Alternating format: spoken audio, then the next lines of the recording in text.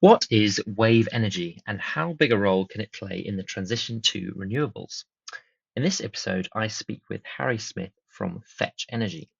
Co-founders Harry and Laura Duggan have designed new small wave power devices with fewer moving parts, which allow them to create low-cost wave power, initially to be used to power private vessels and for use in ports. I started the show by asking Harry to explain the difference between wave power and tidal. It's actually something that we find a lot of people get confused with, and we say, "Oh, we're building wave power devices," and people go, "Oh, well, yeah, the tide goes in and out twice a day, and it's dead reliable, and they're different things." So the tide's driven by the moon, and happens, tide comes in, tide goes out. You leave your towel on the beach and come back a couple of hours later, and the sea's lapping up at it. That's the tide, and that's entirely consistent, and it's never not going to happen. Waves are essentially a weather condition. They are walls of pressure or walls of power, you could see them as, that are progressing towards the shore every couple of seconds or every few seconds. And they do vary throughout the day. But in on an average site in the UK, we see that there's around 300 days a year of wave action that we can generate power from. So tide completely consistent, wave pretty consistent, and wave is weather and tide is effectively lunar. And presumably a lot more consistent than solar and wind.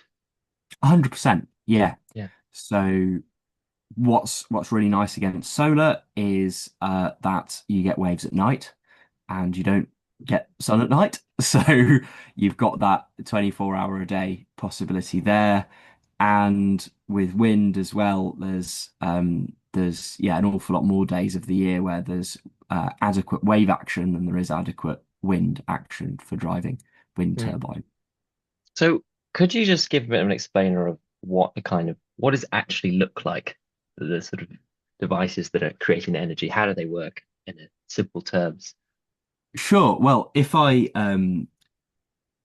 was at all prepared, I could have just picked one up, because the key thing about our devices is that Mm. they are much smaller than any wave power devices that have gone before. A lot of people know about some of the sea snake style devices that are kind of like large floating snakes, or you get what are called point absorbers that are like a massive Mm. buoy that floats on the water and bobs up and down. Our devices aren't like that. The technology we've developed enables the devices to be much smaller. So we're talking probably the size of a microwave oven, and therefore be portable and usable by smaller uh, energy demand, people with smaller energy demands, like people with yachts or service vessels. The other thing our technology enables is not just the ability to scale it to be smaller or larger. We can build a larger one as well, but it enables greater reliability. So where wave power's really struggled in the past is with reliability and operating costs. Our devices are much, much simpler than previous wave power devices. They've only got one moving part per generator, and therefore their operating cost is much lower. So Mm. um, yeah, if you picture a small device like a microwave oven, but a bit sort of streamlined, that's in the water, it's bright yellow, so you can see it, and is very, very simple in the way it operates, that can provide power to your yacht, navigational aid, lighthouse, service vessel, Really? whatever is in the water.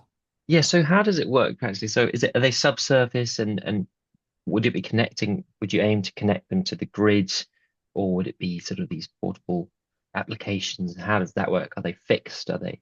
Yeah, so feel like there's going to be a long story ahead of us as a company. So eventually, give us 15 years or so, we see grid connected wave power as a possibility. It's happened in the past, actually. The UK has had grid level wave power in the past, and there's some real success stories around that, and we seek to do that again. But that's not where we are now. Mm, Basically, building devices that are grid scale is really expensive and takes a long time. mm, So we need a fair amount of time to be able to do that. What our devices currently look like is that they're floating. They just sit on the surface of the water, and you can either leave them deployed, so like a mooring buoy in a marina, yellow sort of ball object. mm. Our device looks pretty similar to that anyway. So you can kind of leave them deployed there, and when you take your boat out and coming back and bring it back, plug it in. Or when you're, if you've got a boat, then you can pop it off the back of the boat when you're at anchor, enjoying your dinner or whatever, and it will power your lights and your speaker system and whatever else you've got on the boat that needs to be Right. powered. So that is that the business case then? Is that the business plan to sort of start scaling it out to small like boats and Yeah. things like So that? so the first use case really is small boats and people with yachts and vessels and things. Um, like I say, that's not the end of the story by any means, but that's the first place that we could see kind of the lowest hanging fruit of where we could start to get some wave power to the market. There's Mm, been quite a history of companies who have developed pieces of technology that only make sense at a grid scale and have spent 5 or 6 years building really impressive, really, technologically cutting edge things, only to run out of money before being able to deploy them, mm, just because of the costs involved. And we look at any project, you look at HS2, the train line in the UK or whatever, it's perpetually delayed and it's perpetually more expensive than you expect. And a big project, when it starts to get more expensive, it gets really expensive. So mm. um, where we're where we're seeing our advantages because we can be smaller, then that's where we're starting with So ambitions. yeah, so would the argument be then that you could sort of scale, I mean, lots of these small devices that then link together, make lots of power, but there's not sort of big overheads and high costs involved in You linking them totally up? could do. Yeah, you totally could do. And that does make sense for some use cases. Where we see development going is to devices that are around the size of a 20-foot shipping container.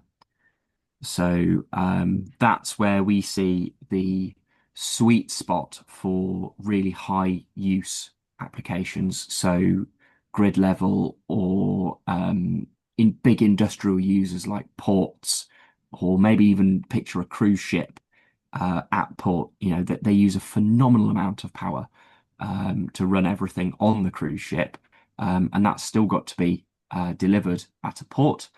So if you had a device the size of a 20-foot shipping container, it's nice and relatively small in the world of wave power, but it's big enough to provide efficient power to someone like that.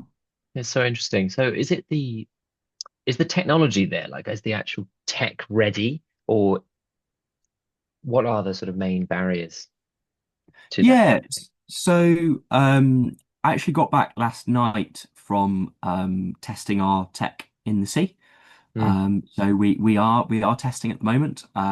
We were generating power this week.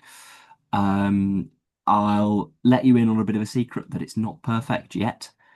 Um, God so forbid, there's new technology. there's there's still some work for me to do as an engineer before we're market ready. But um, the tech is really not that far off. Mm, It's we're not looking for a quantum leap here. We're not looking for something that doesn't exist, and we're not looking for something that doesn't exist in other industries as well. It's borrowing um, bits of technology that have been developed for the likes of electric cars mm. and applying it to the wave power industry. So well, we like to say it's not that far-fetched. Yeah, very good, very good. Um, what are the challenges then for you at this small scale? What are the big problems you're trying to overcome? Yeah. Um, Without giving away all of our secrets, one of the well, a couple of challenges. One is no one's really done small scale wave power before. Mm, So what that means is that getting customers to conceptualize what it actually looks like is quite difficult. I described it yeah, as the size of a microwave oven I and think that's yellow helpful. Yeah. earlier and things. But it's if I said picture a car or picture a can of Coca-Cola or whatever, you can picture a really clear mental image because you've seen one 1,000 times or Mm, or whatever. But picture a small scale wave power device, you go, I've got no idea how that might work with whatever thing I've got that needs power. So it's that customer education is quite a big part of what we're doing at the moment. mm, And then yeah, on the technical side, C's brutal. mm, C loves to break stuff, and by reducing the amount of moving parts and the in the design, our design is inherently pretty robust. But we still find things. We're still finding things at the moment during testing that we break and we go, oh, I wasn't expecting that. because and So presumably it's plugged in, right, to like a ship. You would have a cable, yeah, and that would be you'd have to attach it at some point, which must be a tricky thing. yeah. So all of You don't the want to the drop the cable cabling. in the ocean, So what's quite nice is that our devices at the moment are low voltage. right? So they're not a dangerous voltage. So you might be thinking, well, don't drop the cable in the ocean, otherwise 5 seconds later a load of dead fish are going to pop up. Yeah. They're a safe voltage that you can handle that works to charge a ship's battery. Mm, So there's not the concern there. And all the cabling side and the kind of mooring and tethers side is all like really well worked out. So again, we can just use standard, robust cabling that's been mm, used in hundreds of other industries before. It's not something we're needing to develop ourselves, and therefore um, they've solved all those headaches for us. mm. Interesting. Um, I'd like to ask a bit more about the general picture, um, if you don't mind. Um, Mm. I was seeing that the US and EU governments funneling hundreds of millions into wave energy research and test centers. Um, how big a role do you think it can play in scaling up renewable energy in your So experience? I genuinely do think it's the missing link. So at the moment we have a problem. Less so in the UK, but it's getting that way. But certainly in countries like Australia, where solar is fantastic and solar is really cheap. So you end up with a surplus of electricity in the middle of the day, but then you end up with yeah, a massive deficit when the sun goes down. And the same can be said for offshore wind of when it's really windy. We've got lots of offshore wind capacity. So you end up with often just about more power than you know what to do with. went on a really windy day, but then on a still day, then you're having to fire up all of your gas turbines and burn a load of fossil fuels to balance the grid. Well, as vanishingly few days. We model it as about 10 or 15 with current renewables installed in the grid. That wave power, only those 10 days wave power couldn't bridge the gap of. So Really? 350 days of the year, we can balance the grid with a relatively low amount of installed wave power. And overall, the broader picture is that there is enough power in waves in the ocean to power twice the global electricity demand currently. Well, I Um, suppose there's a lot of ocean. there's a lot of ocean and there's a lot of action in the ocean. So, that there is an astounding amount of power to be harnessed. You Yeah. mentioned about kind of testing facilities and government support, and certainly within the UK and Europe, we've got really fantastic facilities. A lot of them built to support previous wave power companies. I'm actually enormously grateful to all the companies that kind of came before and paved that path. And yeah, it's a fantastic time for us because we can piggyback off a lot of that infrastructure, and we can we can make the best of um, stuff that already exists. And it was interesting when the Labour government in the UK came in, what was that? I don't know, 9 months, a year ago, something like that. They actually mentioned wave power in their renewables strategy. Mm. And I was kind of sat there scratching my chin going, I love it, but I'm not sure there's many viable solutions just yet to be able to meet that demand. So Well, it's exactly. clearly something that's on people's minds, and across the spectrum people want. Mm. Um, we've just got to get our act together and build it. Yeah, because I mean that's what I sort of wanted to ask about. Obviously, because a cynic might say, well, it's been decades of research and it hasn't scaled up. Do you think there's like we have hit the turning point with people being a lot more focused on it, like you say, the UK government? So there have been decades of research into it. We've had over 50 years of research into wave power, but if you compare it to global investment in solar R&D, or especially offshore wind R&D, there's not been that much money spent. It's been really, really underfunded, Mm. which has meant that it's simply struggled. Building any form of new technology, especially now we're talking grid size stuff, is really, really expensive. It is really, really expensive to develop. Um, and that's where we looked at it and we went, okay, well, there isn't, millions or billions of pounds available to us, straight out the gate. So let's look at smaller solutions, prove it with a smaller solution, Mm. and then hopefully that wins over some of those cynics, like you say, and my goodness, we know that there are some that when they've seen it work, for a couple of years on a smaller scale, then it makes a better case for Mm. building a bigger one in the future. So you think that you talked about 15 years. Do you think that you and your peers um, we're looking at 10 to 15 year sort of timeline? Obviously, 2050 net zero is coming around the corner rapidly. Yes. Is that So sort of what you're looking at?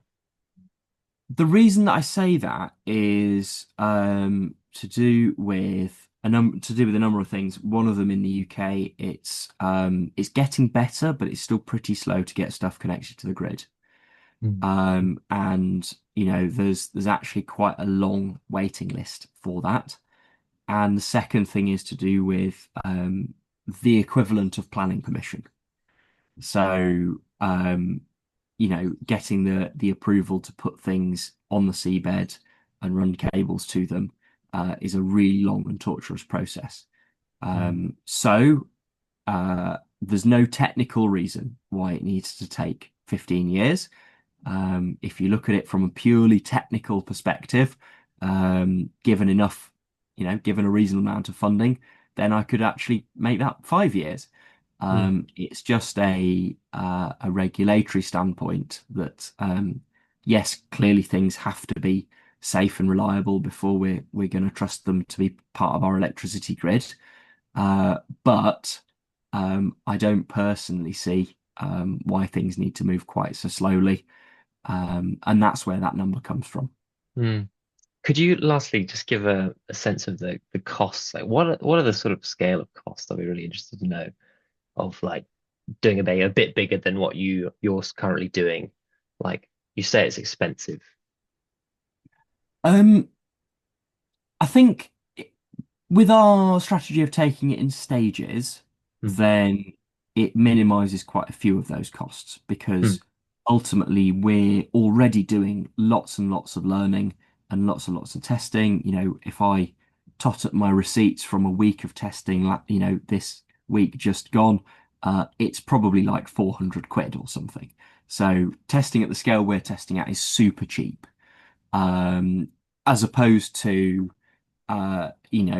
running a test on a grid scale wave power device in the past would have been tens of thousands of pounds, if not hundreds of thousands of pounds.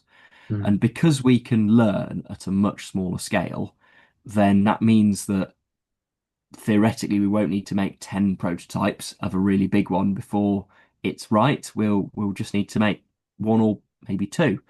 mm. So we can cut those costs quite a bit than traditional, but we're still, to get yourself a grid scale wave power wave farm, as they're often termed, you're still in the tens of millions. Like, I'll make no bones about it. It's Mm. it's a lot of money, but so is every renewable project. Sure, So sure.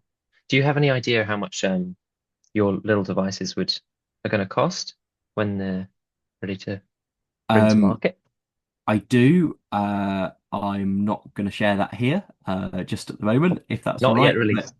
No, it's no, that's it's fine. yeah, it's an amount that makes sense for Hmm. customers. We've been trialing it with some early customers. It's an amount that they say, oh well, sort of filling my boat up 3 or 4 times costs that amount. So Right. that's an amount I'm used to paying for power. Yeah, interesting. No, I mean, it sounds really fascinating what you and Laura are doing. Do you want to just tell us a bit about like where you are at the moment? And I know you're launching a website, is that right? And what are the next sort of steps for you guys? Yeah, that's correct. Yeah. So we've we've been doing a lot of technical development, like I say, but also developing the business side, and we're now properly launching as a brand. So we've got a really, I think, nice looking website and videos and things that you're most welcome to go and have a look at, and you can see our story so far. And sign up to a newsletter and keep pace with what we're doing, and come along um, on this wild ride with us, and yeah, kind of see where it all goes. Yeah, incredible. And do you know when your prototype's going to be going to market? Do you have any idea of that or? Yeah, so very early 2026 is Mm, when the first pilot customers will be receiving their units. If you are listening and you are someone who has a need for power offshore, then and you'd like to work with us to, kind of help develop things and have exclusive access to the first few units, then please do get in touch. We're really interested in working with people like that. And like I say, they do get the opportunity to really shape the future. So yeah, absolutely. Cutting edge technology. And I'll definitely link your website in the show notes as well. thank Um, you. But yeah, thank you, Harry. It's certainly an area that I didn't know much about, so really interesting to learn more about wave energy. Thank you for coming on the show. Thank you for having me.